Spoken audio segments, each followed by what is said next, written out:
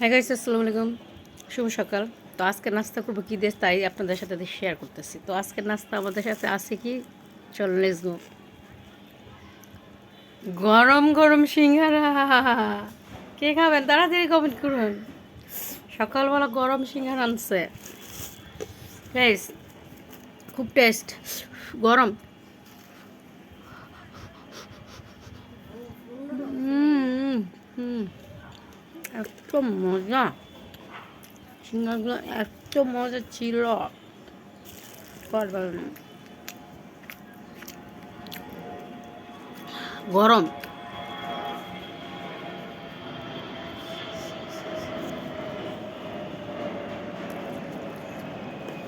গরম গরম,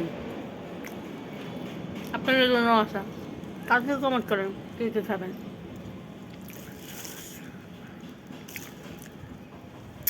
এত গরম।